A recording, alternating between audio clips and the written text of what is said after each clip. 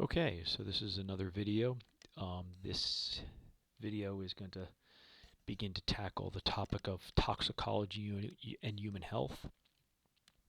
This is chapter 17 in your reading, and here's the outline. So as usual, we've got some definitions and more straightforward ideas up top that does just require a simple, sentence or two to answer that are good quiz questions, knowing definitions of what an epidemic and pandemic is. That I put in here because of the current situation. That's really more of a biology topic, but because of what we're dealing with right now, I think it's important. And that you'll find in the book, you won't find on my slides at all. Know what the definition of a toxin is, be able to distinguish between a carcinogen and mutagen, acute and chronic effects. Know what toxicity and dose are. Know the precautionary principle. That's also in your book. You won't find in my slides or in this video at all. Definition of an enzyme and a catalyst. That's probably only in my slides. What a teratogen is and what biomagnification is. Biomagnification, I'm not sure that's in your book either, and it wouldn't be in this chapter, I don't believe. You might look in the glossary there in the index and see if you find it, but I'll give you enough information on the slides here. More conceptual stuff. It requires a little bit more than just a definition. Being able to know the difference between risk management and risk assessment. They're, not just a one sentence definition. They have some conceptual basis behind them. Knowing what it means to be a metabolic toxin or a neurotoxin or an endocrine toxin, which your book also designates as hormonally active agents. Be able to understand the parts of a dose response curve, what it tells us, and how an LD50 can be determined from that curve, and what an LD50 is, and the difference between threshold and non threshold dose response curves. Your book has a nice figure on that, I'll show you. Some stuff that's not in your book, you might want to review some of the basic chemistry once again and the supplements and stuff, but I'm going to talk about the active forms of metals. I'll talk about ions. We'll talk about how we measure toxicity. Half-life we've already talked about and defined in the nuclear section. We'll use that again, and ultimately we'll finish up this whole section with environmental fate of toxins. So this fourth quiz will then cover chapter 17. So let's take a look at the textbook real quick. So the chapter of this, I call it Toxicology in Human Health. His title chapter is Environmental Hazards in Human Health. And I would ask you to read this really interesting concept. I might talk about it a little bit when we get to that section in the slides if I remember to. But bisphenol A, that was a big news story, and most of you see that symbol BPA, BPA free water bottles, things like that. So read that. It's really interesting, and it's a good source of information for you to have. So here, I'm not going to spend time on this. Your book does a good job. I have a slide on it. So difference between risk and management, risk assessment. And then the book spends a lot of time on biological stuff which you're not responsible for. This is the only point right here, epidemic and pandemic. Otherwise, most of this, you can read for your own knowledge base if you're interested, but you're not going to be quizzed or tested on it until you get down to, I talk about malaria and HIV. That's more for an biology course, infectious disease. Get down to here. What types of chemical hazards do we face? Here we've got some definitions. You've got carcinogen and mutagens and teratogens, right? What a toxic chemical is. Then you've got ones that attack your immune system, your nervous system. They talk about methylmercury here, which is a very important toxin. That's the one that you get your fish warnings on. If you're pregnant, stay away from eating too much tuna fish, that type of thing. It's because of the presence of methylmercury. Then you've got those, endocrine compounds that mess with your endocrine system or hormonally active agents right here. This is a nice figure that really kind of talks about it a little bit. Hormone, estrogen-like chemical.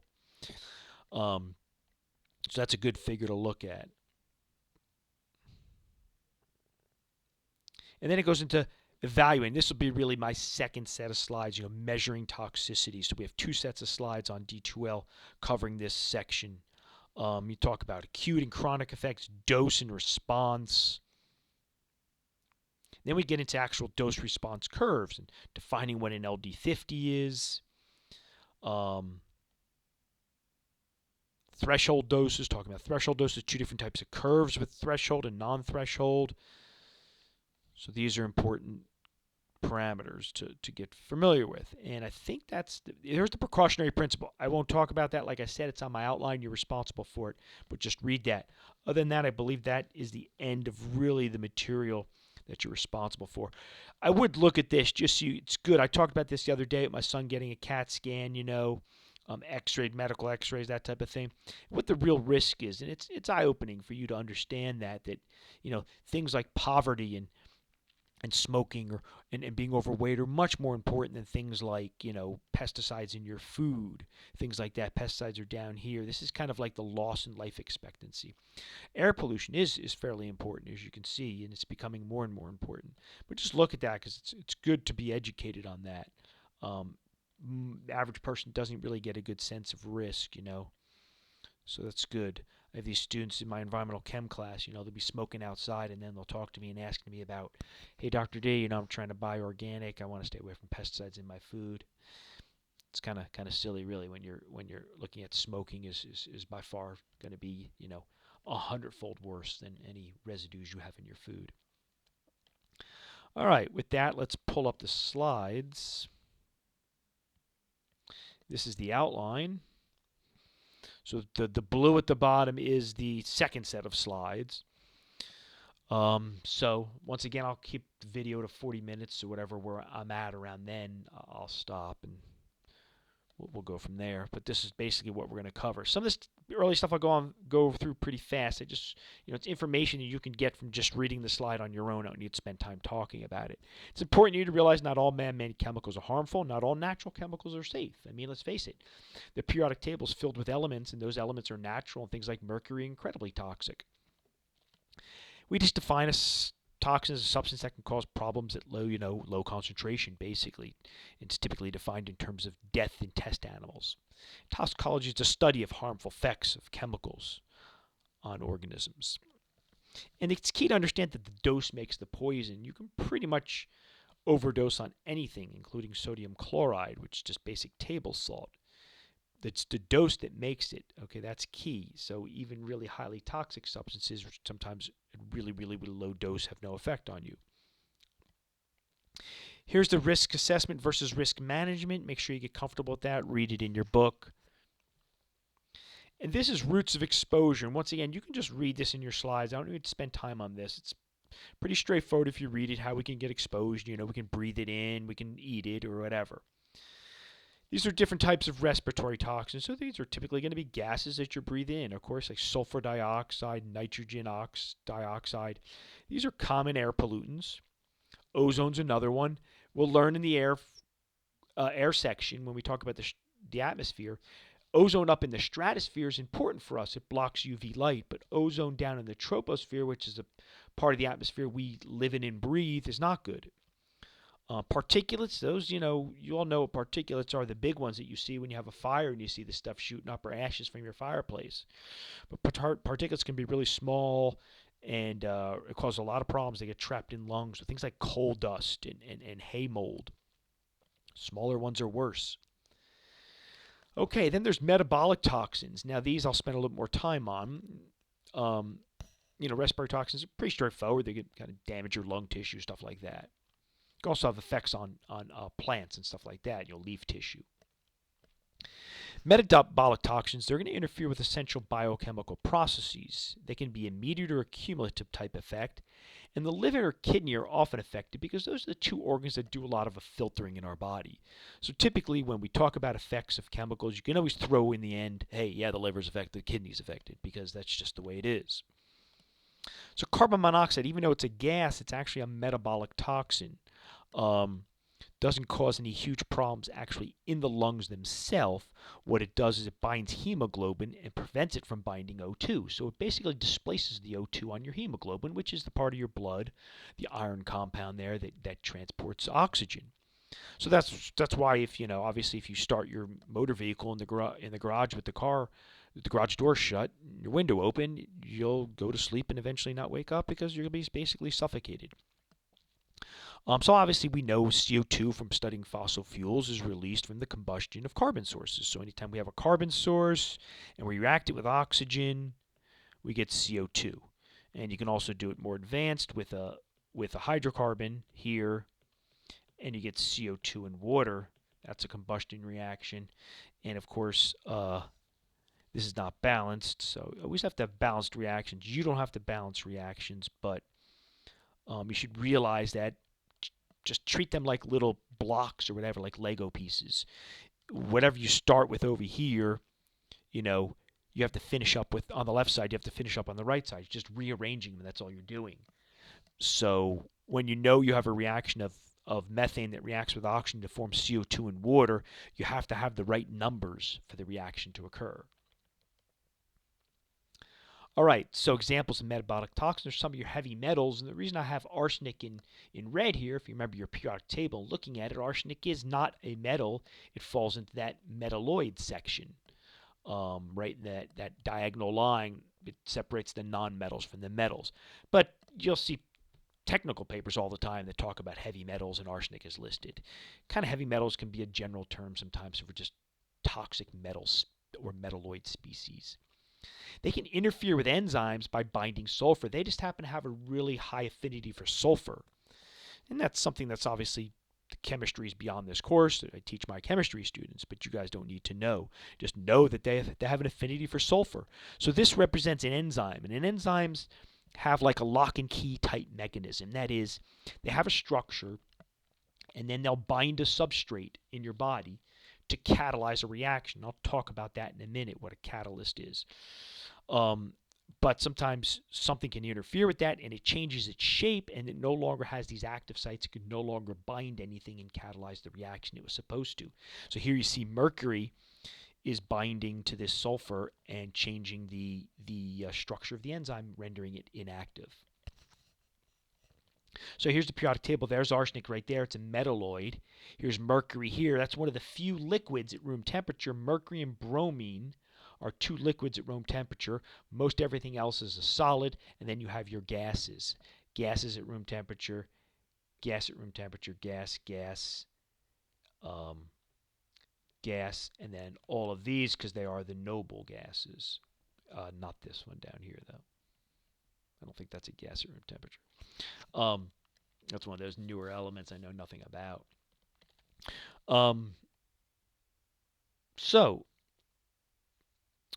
Just getting familiar once again with the periodic table, we see that we call these blue areas here the main group elements, or the representative elements, and the pink ones in the middle are the transition metals. So when you look at these down here, they're the transition metals.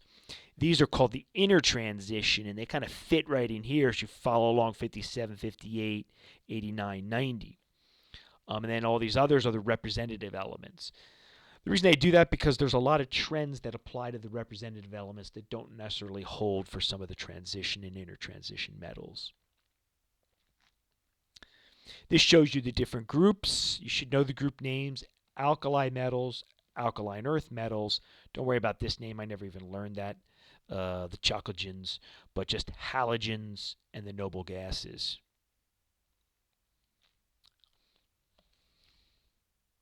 All right, so particles of importance. Since I haven't really spent time on this, I introduce it here. Basically, just basic definitions you should know. I'm not going to spend time on this, but atom, smallest particle of matter. Element, remember element, they have the same atomic number, okay? Compound, two or more elements, and these are chemically bound together. These cannot be separated to simpler substances. Okay, now we're not talking about subatomic particles like protons, electrons, and neutrons. We're talking about, down to the just atom level. Compounds we can break apart, just like we can break apart water into hydrogen and oxygen. So we can break it into individual elements. So here's a common one that's showed in chemistry courses of all matter. You got pure substances, element. Can it be decomposed by a chemical process? Yes, then it's a compound. If not, it must be an element.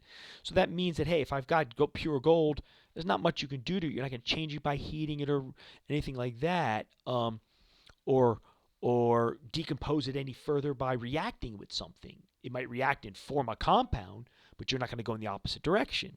So, for instance, you might have gold chloride over here. That can be broken down to gold and chlorine, so that wouldn't be an element. It'd still be a pure substance, just like water's a pure substance. What we mean when pure, we mean it's not mixed with something, okay? Like over here, if I put salt in water, that's not a pure substance. Now, when we say water is a pure substance, we mean, pure distilled type water. What's coming out of your tap is not pure. It's got all sorts of dissolved substances in it. And if the mixture is homogeneous, uniform throughout, versus heterogeneous, that's the basic structure of matter. Now, it's important to realize that chemical versus physical. I can separate out these components here by a physical process, or even here. So for instance, let's say I have salt water. That's a mixture of salt water. I can evaporate off the water and the salt's left behind. I've separated it by a physical process. These require a chemical process to separate. And the difference is, in a chemical process, you're changing the identity. In a physical process, you're not. So if I take salt water and I evaporate off the water, I have water vapor that went into the air and I have the salt left behind. I still have the same two components. When I start with gold chloride and I put it through a chemical reaction, I no longer have the compound gold chloride. I now have pure gold and chlorine gas. Of course, chlorine gas is Cl2, but you get the idea.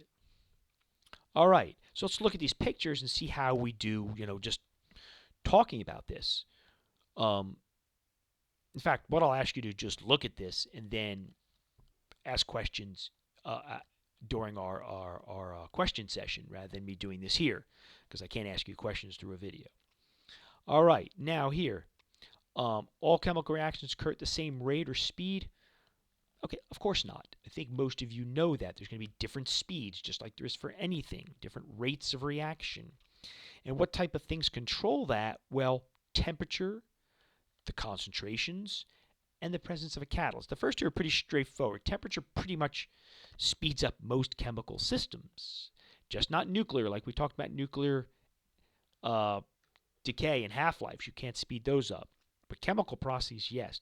And the amount of material there. I mean, if you think about it in terms of gases, the gas molecules have to collide to form a new substance. So let's say we had something like oxygen and nitrogen, and they form NO. Okay, the two gases have to come together and collide. So these are gases. I put the little G's down there. So if you got a higher concentration, you get more collisions, and therefore you have more successful collisions. A catalyst is a substance that do I define it down here? There we go. Substance that speeds up a reaction without being consumed. Okay? And that means it's not really involved in the reaction in the sense that it gets consumed and changes its identity. It can catalyze another reaction. So one that's common is your car has a catalytic converter. And all that is a high surface area material. Well, the gases like this, we'll see this in the air pollution section. Gases like this come together, and that surface provides a medium for them to come together and therefore speeds up the reaction. And it can catalyze another reaction when those particles go on their way. Well, now your body has tons of catalysts. In fact, most reactions in our body are catalyzed. They would happen too slowly otherwise. So they're basically specialized proteins, enzymes. That's all they are, which are just links of amino acids. So polymers of amino acids, and they work like a lock and key mechanism. I showed you that before with the mercury effect. It has this active site and they come together. So it can catalyze a reaction, and then it lets go of the substrate and go and catalyzes another reaction. That's the key. It's not consumed. Okay. Switching gears and just looking at some toxic metals, you can just read through this. It just gives you some information about, where they occur, how they're kind of released, and which species are important and some of their effects. So you can have mercury and lead. Those are two of the worst ones in the book. And then cadmium. Now, they're particularly toxic to young children because they cannot excrete as much lead as, this is specifically for lead, I'm sorry. Particularly toxic to young children. They cannot excrete as much lead as adults, retards physical and mental development, causes brain damage. The reason I point that out is because of the Michigan water crisis there with the lead in the water.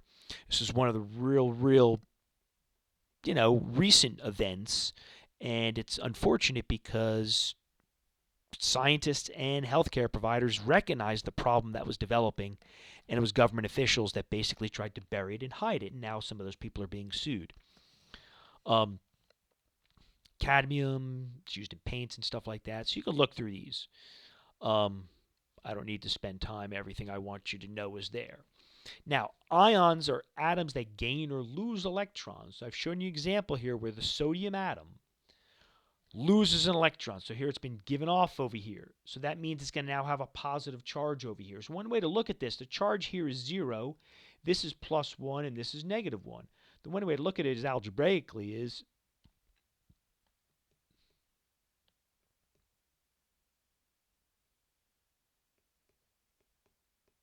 0 equals a +1 plus a -1. Okay? In this case, electrons being gained. So now it's a -1 here. So this picks up a negative. The other way to think about it too is, if you look at sodium, it has 11 protons, right? If it loses an electron, so when it's neutral, it's going to have 11 protons and 11 electrons. If it loses an electron, it now has 11 protons and 10 electrons. It's going to have a positive charge. The reason I'm covering this here is because ions are the active forms of metals. And what I mean that is, I say, it's like if you take a vitamin, let's say you take calcium because you're worried about bone loss, osteoporosis. A lot of women take calcium supplements, especially when you get older. Men are prone to bone loss too, but women are more prone. So you take a calcium supplement. Now, you're not taking pure elemental calcium. That actually would react in your mouth. The pure elements, typically, many of them are very reactive and are dangerous to just consume like that. Same with sodium. If I put sodium in your mouth, I'll be rushing you to the hospital. So we talk about calcium as a supplement. Chances are you're taking either something like this, calcium chloride, or calcium carbonate. Now, calcium is in group 2, and the group number is the charge. Okay, for these +1, +2. Okay, the transition metal's got a variety of different charges, and here it's the number of spaces away from here. If you learned in your high school chemistry, the octet rule and all that, and valence electrons, then you know what I'm talking about. But you can just count back. 1 back from 18, 1 away from 18, they're going to be -1, -2. Now, these aren't metals over here, but since I have these charges here, I want you to start to get familiar with common charges of elements. So the calcium's 2+, the chlorine's -1. To make a neutral compound, you've got the 2 there, the 2+ here, and the -1 here, but you got 2 of them, so that's neutral. So these are possibilities of what you're probably taking for calcium. These are the active compounds, the biologically active. What I mean by that is this is what we use for nutrients. This is what would cause the toxic effect. Now, typically the element, okay? So if you're having a toxic effect from, say, consuming barium, it's going to be the barium cation, not the barium metal. You won't get the barium metal past your tongue and system because you'll have violent reactions. But if you're exposed to something that's causing a toxic effect in your body, it's going to be the active forms are going to be these cations that are going to be binding to things like, receptors in your body, binding enzymes and stuff like that. It's the ions that do this.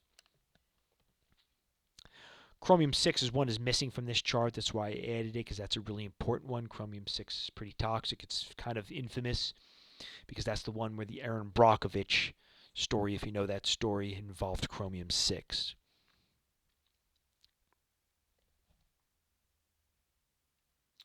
All right, so looking at categories of elements, as I said, the left side and the bottom of the table are the metals, right?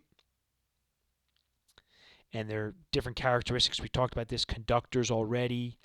I think I mentioned it in another video, in the actually the renewable energy video. Nonmetals on the right side and top of the table. They tend to be more variety in terms of their state, where metals are pretty much solids except for liquid. And the metalloids are somewhat in between, and this is where semiconductors are, and that's where we talked about silicon in the renewable energy section. So you can do this on your own. Just find these elements on the periodic table. We can do this in class and go over it. Um, Talking about types of bonding versus covalent, ionic versus metallic. Metallic bonding just applies for the pure element, and that is the bonding that's going on between the individual copper atoms in that pure element. Covalent could be the bond in a pure element like this, but it can also be the bond in water or something like this, H2O. Typically, we say it's composed of nonmetals, where an ionic compound is a metal and a nonmetal. And it tends to happen because it's these different charges that attract each other, and that attraction is what builds that and forms that crystal. Where here they're more sharing it, okay? They kind of share. Here, electrons are transferred from the sodium to chlorine, just like we saw before with the ions. Remember, sodium loses an electron, and chlorine will gain an electron. So that's kind of in. My pen stopped working here. I'm trying to switch to the eraser. It's not working. So that just says an electron. The eraser won't seem to switch here, and I can't figure out why. Pen's working, so it should be working. I don't know. Anyway. All right. So, covalent compounds. Ionic compounds are formed from metals and nonmetals. Covalent compounds are formed from nonmetals only. That's glucose or sugar. These nonmetals are these building blocks. They'll form your proteins, carbohydrates, lipids, all of this stuff. Metals will be much more sparsely used in your body. There's a couple metals that are used quite a bit, things like calcium for bone. Organic compounds are covalent compounds consisting of carbon. The exceptions are these small gas type ones. We don't consider those organic compounds. They're inorganics, and I explained that once before too. So, one thing to realize too, what I want you to know is that the representative elements, the number of valence electrons is simply the group number if you use the old numbering system. Now, some of the periodic tables, like this one here,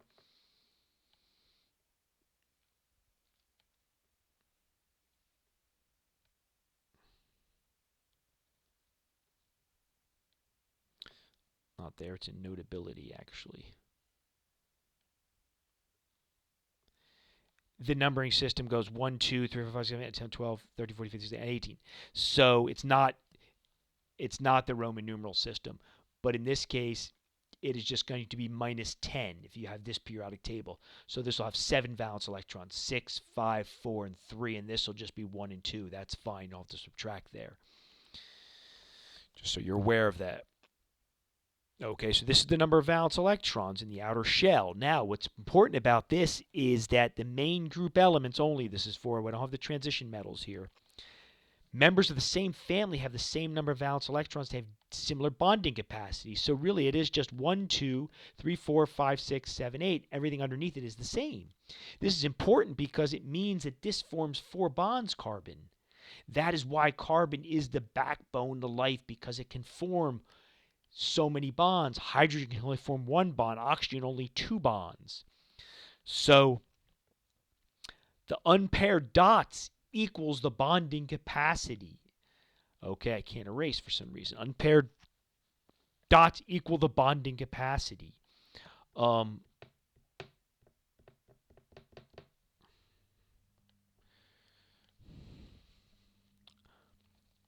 that's important. That's where everything under it is going to be the same. All right. Now let's move on. Let's see, I forget where we're at slide-wise here.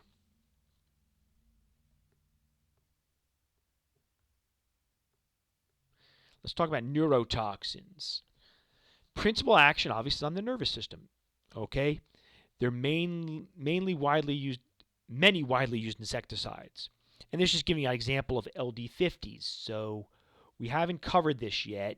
It's in the next section. And I'll talk about that. That's a little bit backwards there, but just tells you the lower the value, the more toxic it is. Okay? I can tell you real quick, it's basically the dosage in which 50% of your test population dies.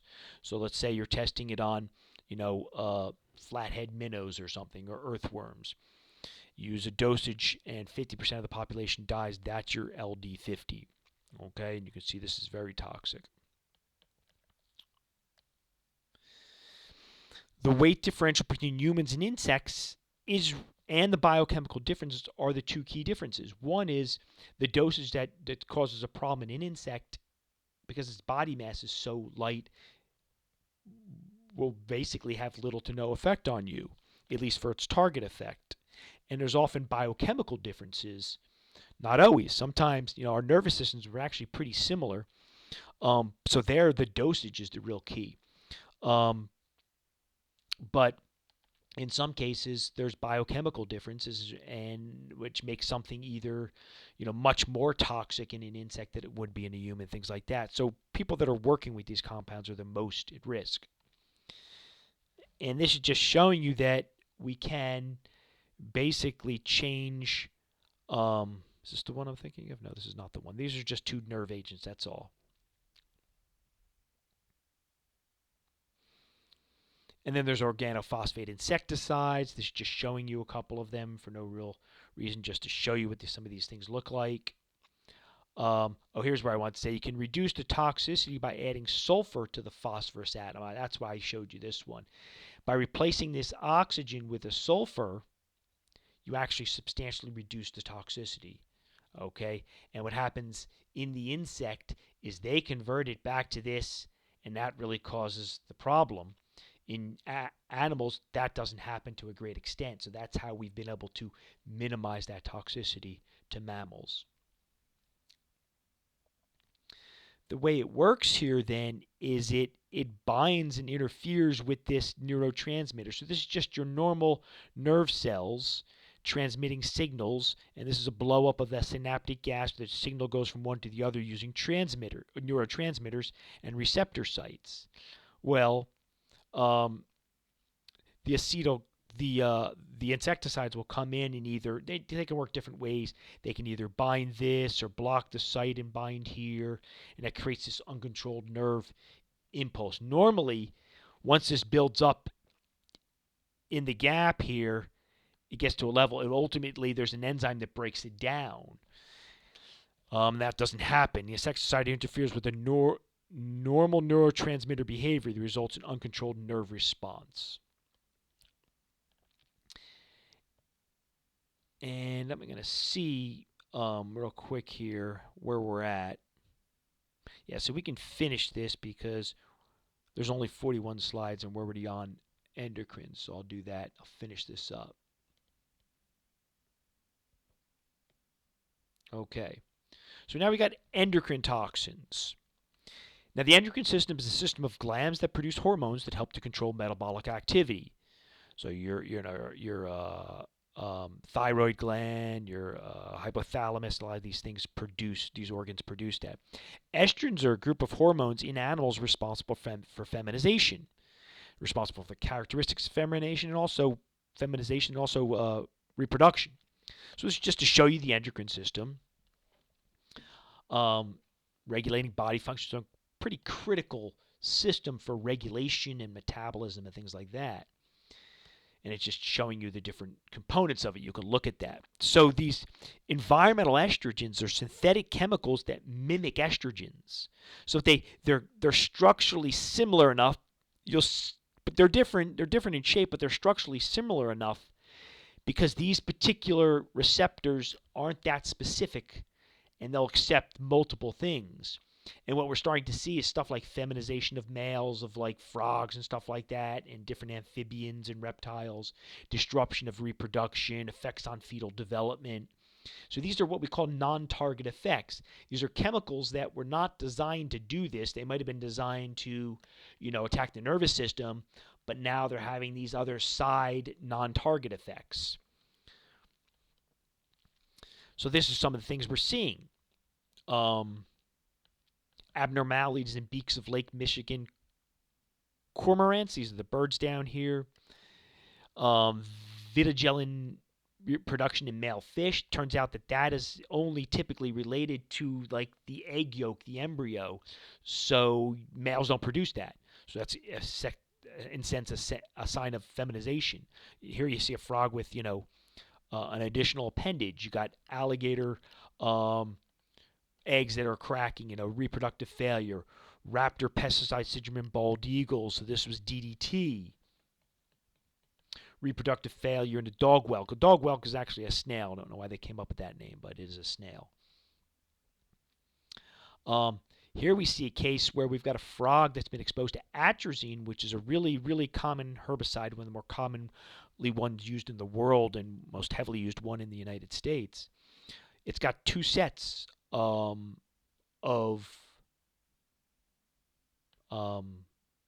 sex organs. So some chemicals that exhibit this, we've seen PCBs, dioxins, and I'll show you some structures of these in the next section. Many pesticides, including DDT, degradation product. And then in human sewage, there's stuff like birth control, hormone replacement. You know, a lot of medicines and a lot of drugs pass right through your body unmetabolized. Others have metabolites that can have effects. And of course, people are taking, you know, different things like hormone replacement, birth control. Turns out agricultural runoff is turning out to be one of the major problems because of the antibiotics and different compounds and growth hormones that we give to like animals, like cows and pigs and stuff like that. It's passing through their system and getting to our natural waterways. So that's become a real big problem. So carcinogens, really straightforward, are capable of causing cancer, which is uncontrolled cell growth. Now, it's important to realize not everyone exposed to a carcinogen develops cancer. Cancer is a multi-stage process. It requires multiple things typically to happen. Most models would suggest that a single event is not going to cause cancer, although it can. Structure is going to be important of which chemicals can cause cancer. And when you get this uncontrolled cell growth, you often get loss of function. Not all carcinogens are synthetic. Herbal tea has carcinogens, peanuts, corn, etc. Chromium compounds, which is an element, so it's obviously natural, cadmium, radon. Of course, dosage is the key, remember. But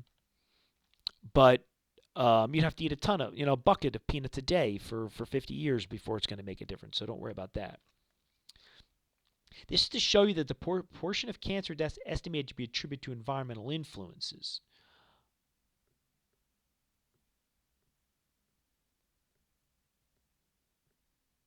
Okay, I want to make sure I was close to the end.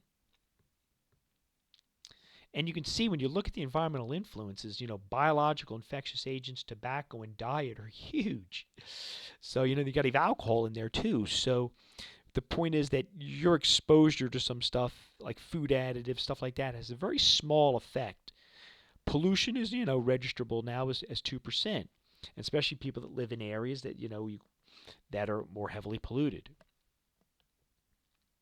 A mutagen then specifically alters DNA, okay, the genetic material. The greatest concern is if it messes with the reproductive cycle. And ozone is a mutagen. Teratogens induce birth defects by affecting the developing embryo. Okay, so you've got an organism that's rapidly changing and really sensitive to the environment. That's one of the keys here. So that big concern is that 18 to 55 days, and you can see some of the metals are teratogens along with PCBs. Thalidomide and DES are infamous teratogens. I'll talk about that if someone reminds me in the lecture, because in our question answer session, because I don't want to go into it here. It's too long. Reproductive toxicity endpoints. So kind of this is the type of things that can happen: birth defects, late death, fetal loss, early death, and decreased birth weight. So we say early death, it means it's already, the child's already been born. Fetus loss is, you know, loss during pregnancy of the fetus, and then late death, you know, close to term. Decreased birth weight, and then you have other things that can happen affecting reproduction: altered sex ratios, abnormal gonads, sperm abnormalities, and things like this. Okay, so that concludes this toxicology and human health video, so there'll be another video on measuring toxicity and the fate of toxins in the environment.